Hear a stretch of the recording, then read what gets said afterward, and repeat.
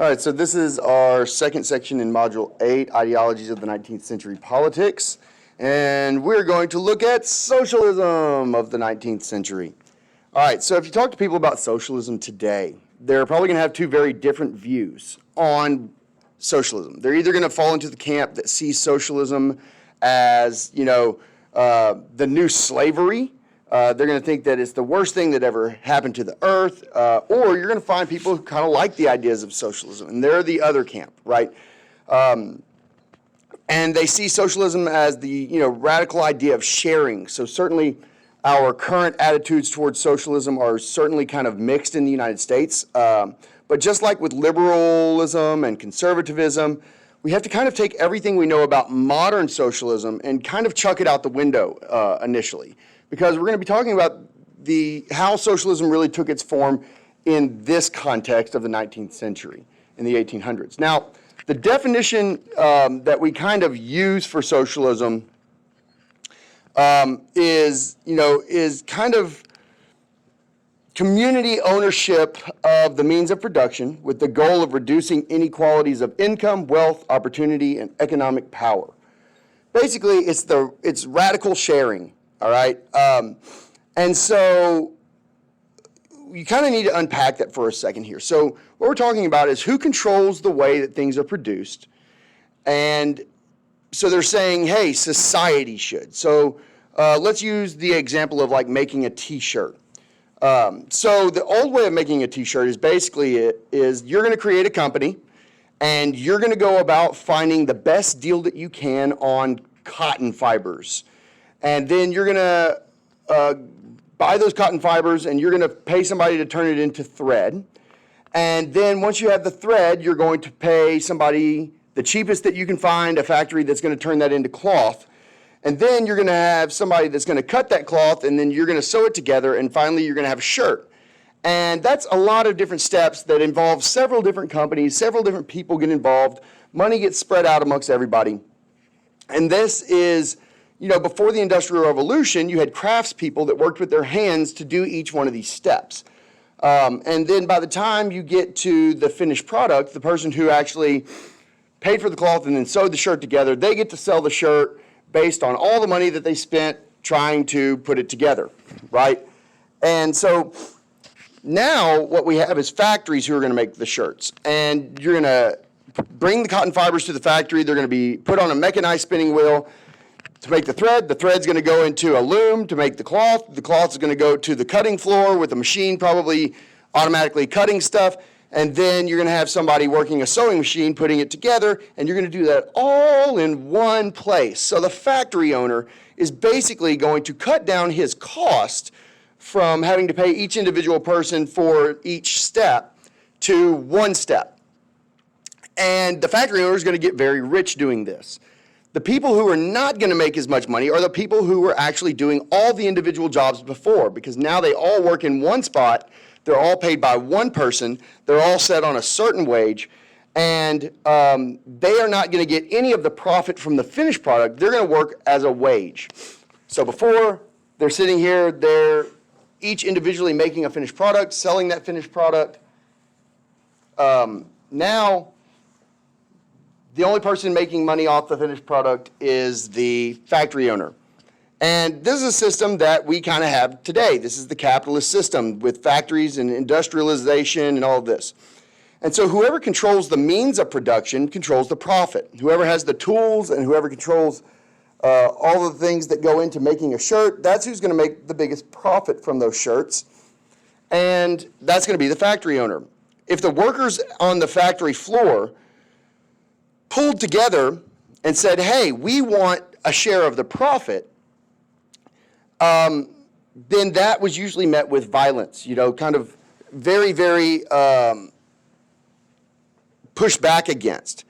And so the workers are going to sit down and they're going to figure out, we want to share 100% of the profits ourselves. So we're going to collectively own the business, and then we're going to work for each other, basically. And so, they're going to set their own work hours, their own work quotas. And this is the idea kind of socialism, this idea that the people are going to actually take control of the finished product and the profits by themselves owning the factory. Does that make sense? Instead of having one guy that is making all the profit because he owns the factory, all the workers are going to come together and own the factory together. And they see this as a way to kind of share the wealth in a lot of ways, that we are going to socialize the cost of production and we are going to socialize the profit of production. And so we're going to share opportunities, and they say this is going to address one of these major problems with capitalism in the 19th century, because the workers are the ones producing it. The factory owner isn't producing anything. And so they think this is a way to distribute money more equitably, all right? Now, all socialists in the 19th century agree that its basic point is to try and help the working class. And there's several different types of socialism, so there's different ways that people are trying to help the working class. And one of these ways is utopian socialists. Now, these people are insane. Because here's the thing, every economic system is perfect until people get involved. Every one of them. All of them work great. Capitalism works great in theory. It's perfect. It makes perfect sense until people get greedy. Socialism works perfect until people get greedy. Communism, which is a type of socialism, works perfect until people get greedy, right? They're all great. Which one has usually stood the test of time? Capitalism. So one of the utopian people here is a guy named Robert Owen. He grows up poor, he works and saves a lot of money that he got from working at a tailor shop. He invests that money in industry and some of the new industrial machines that are being built. And because of his investments, he starts to become quite rich. So when he strikes it rich, he decides to take that money and use it to build a factory of his own. So he goes to Scotland, he sets up a factory in New Lanark in 1813. It's a textile factory, and he decides to set up his factory system a little bit different in a way that's going to benefit the workers more. So if you worked at the Robert Owens factory, you have higher wages than the others working in the textile factories. But not only will you have higher wages, but a shorter workday, because he limits the workday. He provides housing for his workers. He provides medical care for his workers. He even had a cafeteria where the workers could go and have a nice hot meal during the day. He provided child care for the workers, so women didn't have to make the choice between, leaving the workforce to have children. They could have their child and drop it off at child care, daycare basically, and continue to work and continue to bring home an income for their family. We also find that he provides education for those children. So they're going to get a basic education, learn how to read and write. And he's not putting children to work at a very young age, like we see what's happening in other factories where sometimes children as young as 5 are being employed. Instead, he waits until they're older, usually over the age of 9, before he would let somebody enter the workforce. And most of the time, it was closer to like 12. And so he even provides entertainment for his workers. He lets them make decisions on who gets promoted, like the workers decide this stuff. He lets them pick what kind of entertainment they want to have, what kind of social clubs they want to join. So there's a lot of benefits to being part of Robert Owen's utopian socialist community here. He says, he's doing this to create a better working environment for the workers. And he is kind of sharing more of the profits with them because, of course, this is an expensive proposition. He's not going to make as much money and profit for himself, but he's taking those profits and investing it in the social benefits of his workers.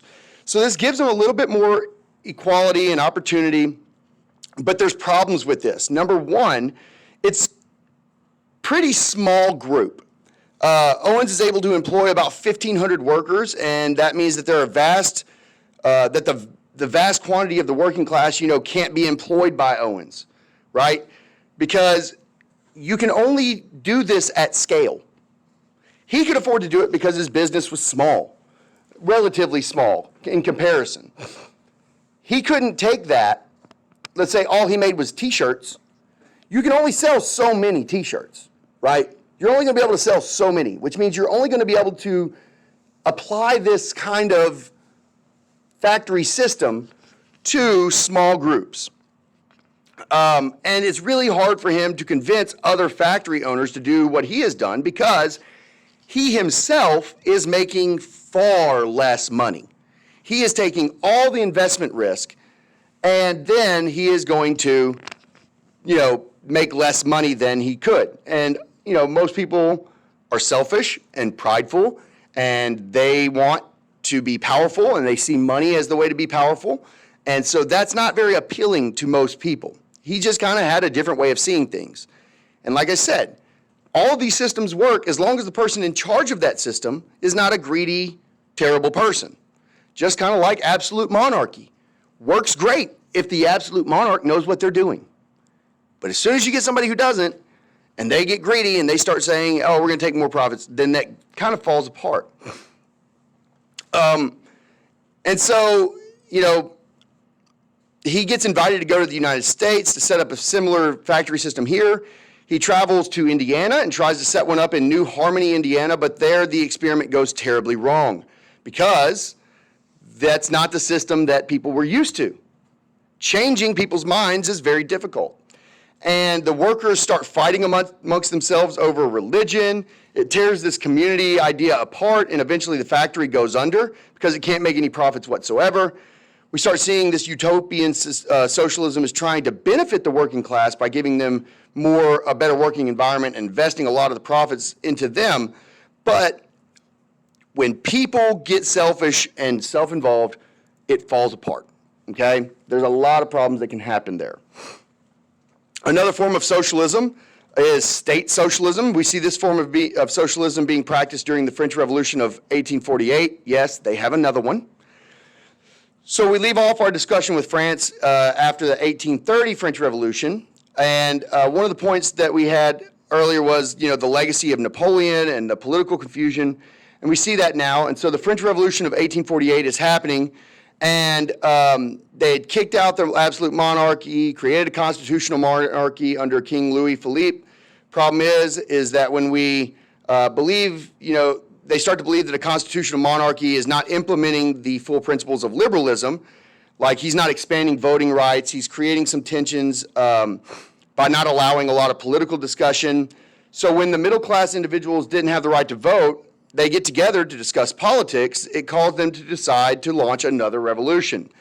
And now this time they're going to basically kick the king out of power again, create a second French Republic. Now, just in case y'all are wondering, we are currently in the third French Republic, so the French literally just can't make up their minds. And so they set the throne on fire, and they're getting rid of kings altogether.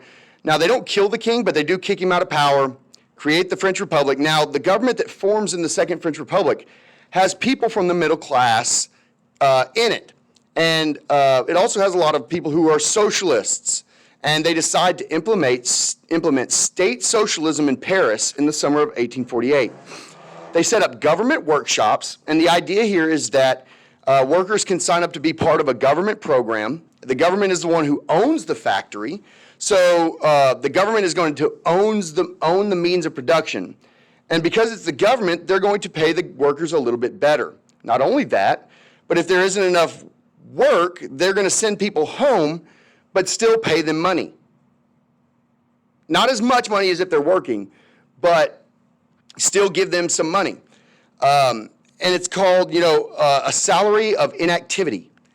If you kind of translate that into today's terminology, it's like unemployment benefits. So, hey, it's not your fault that you're unemployed. You had a job. We just don't need you now. We're going to let you go home, pay you a portion of what you would be making here, and then if we need you again, you're going to come back. Right? So you sign up for this government workshop program, they'll put you to work, and for some reason, like we said, you don't have enough work, we'll send you home. If you're a worker, it's fantastic. And so not surprisingly, a ton of people sign up for this program. So many people sign up, there isn't enough work to go around. So the French government ends up having to pay all these people who aren't working because they promised them payments. And it doesn't take long, the government runs out of money. Very quickly, actually. Within a month, they run out of money. Yeah. And so this shows that state socialism was really ineffective at that point. Not only that, but some of the chaos that emerges allows for a man named Louis Napoleon Bonaparte to run for president. And he is the nephew of the original Napoleon Bonaparte. And of course, people remember Napoleon. And he's kind of looked at as this figure who brought greatness to France. So Louis Napoleon Bonaparte is elected president of the Second French Republic, and things are going good until about 1851, when he's coming close to the end of his first term, and he decides, I don't want to stop being president. Yeah. But according to the Constitution, presidents can only serve one term in office. So he goes to the legislature. He says, hey, could y'all rewrite the Constitution so that I could serve more than one term? And they were like, no. And he was like, oh, but the people like me. They really like me. So he launches a military coup to overthrow the government. Because of course he does. And so you're noticing this pattern is kind of familiar with France, and so now he is the head of a republic that he has basically taken over and runs, and so eventually this becomes the French Empire. Yay! So France is really kind of caught in this cycle of confusion. It doesn't really work out very well, but he does promote an aspect of liberalism by giving the middle class people what they want, even giving them the point to vote. And so the larger point we're trying to connect here is that socialism, this socialist experiment doesn't work out there and really anywhere. But the last type of socialism we're going to talk about in the 19th century is communism. This is being promoted by a guy named Karl Marx. He writes something called the Communist Manifesto, which is a significant document in history. And what he does is outlines his views, and he calls it scientific socialism. He says this is not some utopian fantasy, it's not like Robert Owen, but instead he says it's scientifically proven, and that it shows that this is how socialism can work in Europe. So at the heart of what Karl Marx thinks is he views the world, and he says that economics is what drives human behavior. That every human, at their heart of it, the heart of what they do is driven by something in economics, particularly the economic aspect of struggle between classes. The idea of, I want to get richer so that I can have more status, right? So for Karl Marx, he says that there's always been a class struggle. It's basically a struggle between those who have and those who have not. And you would say, okay, that you could see that in the French Revolution, right? You have the first two estates, and then the third estate wants part of that. The people who wanted to have the same rights as the nobles and the clergy. And so he's basically saying that the third estate, the bourgeoisie, that's his term for the middle class, he says the industrial bourgeoisie and the capitalists, they're the ones who have. And they control the factories, and they're the ones who have the profits, and they end up producing the proletariat. And the proletariat is the unskilled workers who get paid wages for showing up and work the machines. And he says what's happening is that there's a new class struggle. This time it's the proletariat struggling against the oppression of the bourgeoisie. And so Karl Marx's scientific view, quote unquote, is that the proletariat should start a social revolution. And they should revolt against, with force, and that they should establish the dictatorship of the proletariat, and basically say the common people should take over the government and kick anybody who wants to have more than anybody else out. Right? And this is kind of troubling because he's basically saying, rise up, kill everybody who has more than you, and then everybody will have the same, because that's going to work. Guess what? It doesn't. Marx basically says, logically, nobody can be oppressed because how can the oppressed oppress themselves? And so he said, every country in the world is going to become, he believes that every country is going to become socialist. Every person on the earth is going to become part of the proletariat. And once this happens, we're going to see the end of war, because the proletariat's not going to fight amongst themselves. And we'll see economic commitments because the community is going to own the means of production. The community decides how to distribute profits. We're going to share it all, right? Of course, because that's what we always see with humans, people just sharing. Nobody trying to take advantage of it. He said everybody's a part of it, everybody owns the same amount, and it's going to regulate itself, and great, if people are hungry, they'll get food. If they need work, they'll get to work. If they need to fight, they'll go fight. But there shouldn't be any reason to fight because we're all happy and we're all one big family of poor people. Yeah, great. Karl Marx outlines, he basically is very much against religion. He believes that religion, prevents people from, realizing their full potential, and it sets up, divisions, and also gives people hope, which is not good for communism because you hope for something better. And communism basically says there is nothing better. Everybody has everything that they could ever want. Why would you want something more? So religion's really a problem for communists. Anywhere that communism is taken over, one of the first group of people that get killed is the religious. Basically, it's messed up. He believes that you can set up a communist heaven on earth and that you can have the perfect existence without God, right? Marx does forget, that human nature, although people are naturally good, we're prideful and selfish, and it's not going to work out like Karl Marx thinks it is, okay? At all. We look at all the different ideas of socialism. At the heart of it, they're all connected with this idea of, helping the working class. And so it's a reaction to the Industrial Revolution. It's a critique of liberalism and conservatism, saying that neither political ideology ends up helping the working class. It's both of them are focused on the elite. It does raise the question, what's the significance here? So why does socialism remain on the margins? Why do we not find large groups of workers flocking to these socialist ideas and implementing them? Well, we only have small experiments in socialism during this time. Nobody even tries to carry out the ideas of Karl Marx until you get to the 19th century with the Russian Revolution and the Bolsheviks, who actually say, we're going full in countrywide communism.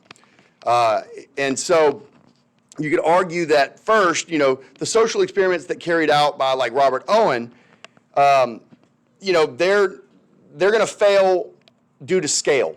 Then you get large scale, like state socialism, and that's going to fail because of money. And then Karl Marx's socialism is going to fail because humans. And so, more radical aspects of socialism, women's equality, that everybody's equal, even women. There's very lax morality involved in this because, again, anti-God kind of ideas.